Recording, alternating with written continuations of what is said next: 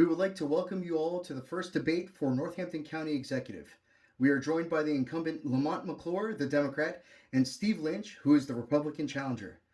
We will open our debate tonight, allowing each candidate 90 seconds to introduce themselves. Steve, being that you are the challenger, we will have you go first. Well, my name is Steve Lynch. I am running for Northampton County Executive, and I'm running as as a Republican challenger against the current county executive.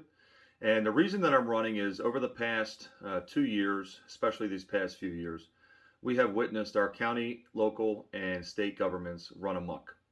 We've watched our county governments completely strip away our personal freedoms and liberties, and we've had no politicians that have been in office that have been taking care of us. They have been serving, whether it's unions for the schools or anything along those lines. They're not serving we the people. I am seeking to run as a public servant and serve we the people of Northampton County. We've had very weak leadership in Northampton County under this current administration and this current executive. We're going to obviously be discussing some of these things this evening. I'm a father of two beautiful children. I've been married for going on, this will be 19 years this coming year. And again, I'm a business owner. I am here to give the voice to we the people of Northampton County and end this total government corruption and also bring election integrity back to the forefront so that as we continue to move forward, we have a country. This is a country right now, as we can see, when you don't have borders and you don't have election integrity, this is what we end up with. So that's why I'm running for office. Very good. Okay, McClure, what do you have to say for yourself?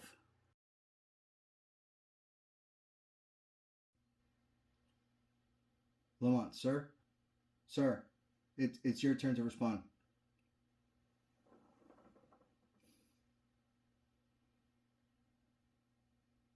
There he is. There he is. How are you, sir? Good? All right. Would you please like to respond? Sir. Okay. Next question.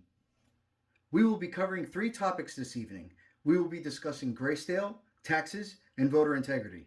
Each candidate will have the opportunity to answer each question, and we will leave time for an exchange between our candidates with us here tonight. Thank you both again for joining us. Steve, we will start with you, and we will start with Gracedale. During the pandemic, we almost lost 100 of our most vulnerable citizens in Gracedale due to poor leadership. This lack of leadership led to our current executive to call in the National Guard and blame our hard-working staff for his shortcomings and not doing his job. Steve, if you are elected county executive, how would you have handled this situation differently, and how would you get Gracedale back on track? So thank you for the question. There's 2 things that I would address specifically with what has transpired over the past year. The first thing would be what has happened to our most vulnerable citizens, as you had stated. We lost almost 100 of these citizens due to this lack of leadership. So let me talk about what I would have done differently. First and foremost, we had COVID money come in. So this county executive that we have currently in this administration had received millions of dollars of COVID money. At a minimum, what should have been done, because what also happened during this period of time is that Gracedale was shut down, which meant that these family members that were losing loved ones inside of Gracedale never had a chance to see them, never had a chance to be with them as they breathe their last breath. So the first thing that I would have done is I would have used the COVID money that came in as a top priority to allow the family members to come in to see their loved ones, especially if they were having issues to the point of passing away. That was not done by our current county administration and run by the executive. That would have been number one that I would have done to handle that situation. The second thing we need to do is we have to get the staffing situation under control.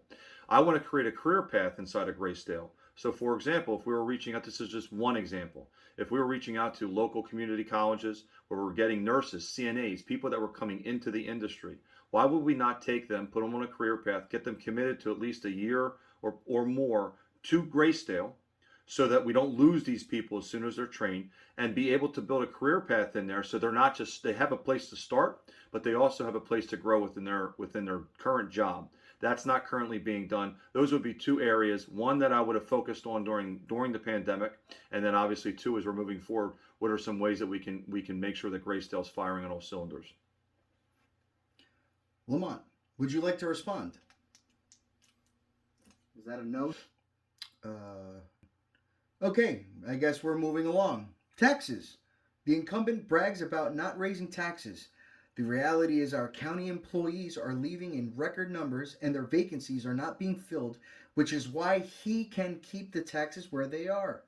Steve, what is your solution to address the employee shortfall and keep taxes from going up?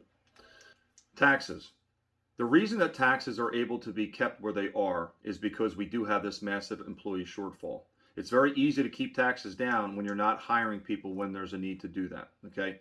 So that's number one. That's why he's able to do that. Plus, also, too, if we look at the COVID money that came in, which is hard to really identify where it came in and where it went to, that's also most likely being used to help with budget shortfalls. That money is going to be running out at some point. So, what are we going to do to fix the problem? We definitely need to fill in voids in the employment process, meaning that we need good employees to work in places like Gracedale, the sheriff's department, and any other department that's having the corrections offices having some major shortfalls as well. We have to bring good people in. The way that we don't need to raise taxes is when you look at the budget itself, the county itself, we have to audit the budget. Meaning that not just, hey, where's money going? Like, okay, we're $10 million is going here, $5 million is going there. How is that money being spent? So we really don't know. I don't have any trust in the current county executive in this administration.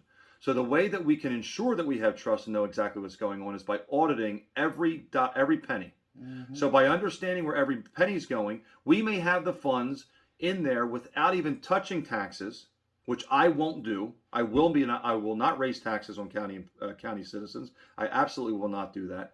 But we have to look at these things first and foremost. In order for us to fix problems, the first thing we have to do is get down to the root cause of where those problems may be coming. And the only way to do that is to overturn every stone and make sure that we have wherever our money's being spent, we know exactly where it's being spent. Awesome. Lamont, would you like to respond? Lamont.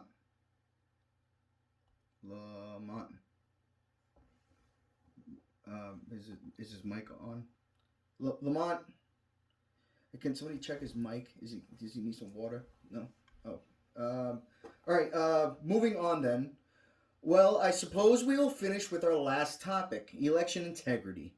Our current county executive has violated our home rule charter, usurped power from our election board, disenfranchised voters by running elections in both 19 and 20 that had major voter integrity issues, and has strategically placed drop boxes in Democratic dominated areas for this election. Steve, Mr. Lynch, what is your solution to fix these election integrity issues and bring an end to the age of corruption under the current administration? Vote for Steve. Well, the latter part of that answer is that you got to get rid of this individual. That's number one. This is corruption at its finest. You look at what happened with what he did with the election board and usurping the power from the election board. Totally unacceptable. You can't have that happen. The home rule charter was violated by what he did. He took power away from the election board so that they should, giving them the power to run the elections the way that they should be doing that. Absolutely unacceptable when you have a current incumbent putting himself in the mix of how an election is going to be run in an election that he's running in. I just want to repeat that. So how do we fix this? The first thing, just go back to what I said about taxes and everything else with the county. You have to forensically audit the election office and everything involved with it. The computers, the machines, the software, the actual ballots, the mail-in ballots. We have to inspect the envelopes. Everything that has been done that we saw take place out in Maricopa County. There is a process now that can be used that's totally transparent. There's zero reason that we should not be using that at this point. We've had our own state senators that have traveled out there talking about how it's the gold standard for the election auditing. So why would we not use this? So what we're going to do is open up election office on day one of my administration, and we're going to forensically audit this office because I don't trust. I've already made the commitment. I don't care if I won by 20,000 votes. We're going to audit this election. I would be auditing my own election and have a completely independent panel doing this, not that I would be involved with. And then we would also be looking at the 2020 election, not just with the presidential side of things, but the down ballot stuff as well. We have no idea from what has transpired in our election process over the past 2 years, and God knows how long this has been going on. If we have any shred of integrity left in our election process, the majority of Americans do not believe we have election integrity. That is a poll that's been done by a mainstream polling company, which probably means it's significantly worse. But over half of people, it's not about fraud, it's about integrity. And the majority of Americans have said we do not have trust in our election process. How could they? But I'm going to do that in Northampton County. We are going to audit this election office. We're going to get to the bottom of this. We're going to go back to paper ballots under my administration. We're going to be doing away with these computer systems and the software program and all this stuff that gets hooked up to the internet and everything else that we know is going on and we know happened in 2020. And we had issues in 2019 as well in that election process. The age of corruption will end under a Lynch administration in Northampton County. Lamont, should I even bother asking? Should I even bother asking you what, or if you want to respond, or no? Oh, Probably not. Oh, He's been a big failure on that part for sure. oh, crickets. Are those actually real crickets? He may have invited them. Is that a no, sir? He may have. Oh, okay. He may have. Okay. Well, since we're not going to get anything out of, I mean, we have to give him thanks for showing up. Yeah. We have to give him thanks sure. for showing. You know what? He showed up. He did. He showed up. Finally. Yeah. It took a little bit of time. Right. I think he had to build a little bit of courage up. Absolutely. You know. So respectfully, this has been a very spirited debate. Why don't we finish with closing statements? Steve, Mr. Lynch, let's start with you. I want to take a moment and just, first of all, thank you. Thank you all for tuning in to this debate. You know, it's been something that we've been wanting to see for quite some time now. As I said before, I've been wanting to debate this individual because, you know, he's got the record. It's not a good one, but he's got the record.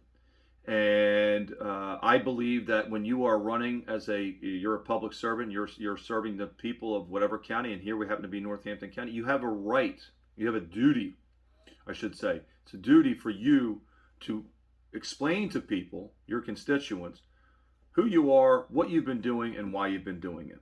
Now, finally, we got the current county executive to sit down with me to really hammer through some of these details. He was a little quiet, but that's okay. Actually, Steve. Yeah. He actually just left. Oh, he did? He just left. Huh. He just took off. Well, he took the crickets too. He did? Yep. Well. Keep going. Hey, you know what? That's where we're at. This is what happens when you have politicians and you don't have public servants. So I'm running to be your public servant in Northampton County.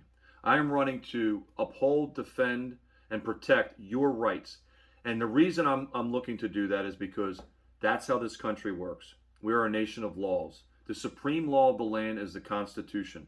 Anything that seeks to override that Constitution, whether it be another political system, whether it be some kind of religious form, nothing supersedes that in this country. The Constitution is our law of the land. I'm going to protect that. I'm going to make Northampton County a sanctuary county for your rights through the Constitution and Bill of Rights. I will not allow federal mandates, statewide mandates, anything that's breaking the law, the real law, not the fake laws that they make up in their mandates and their edicts, the real law. And I'm going to stand strong on this. You're going to have an actual public servant that's going to fight for your rights, your businesses, your jobs, your family, your schools, everything that goes on in this county that I have any ability to help you with.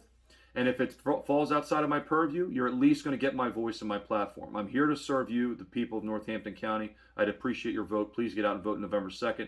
Fill your cars up with people and get them all out there to vote, because turnout is the answer to how we're going to eliminate the election integrity issues that my opponent doesn't have much to say on, as he did much of this debate. But thank you for your time. I hope to see you at the polls on November 2nd.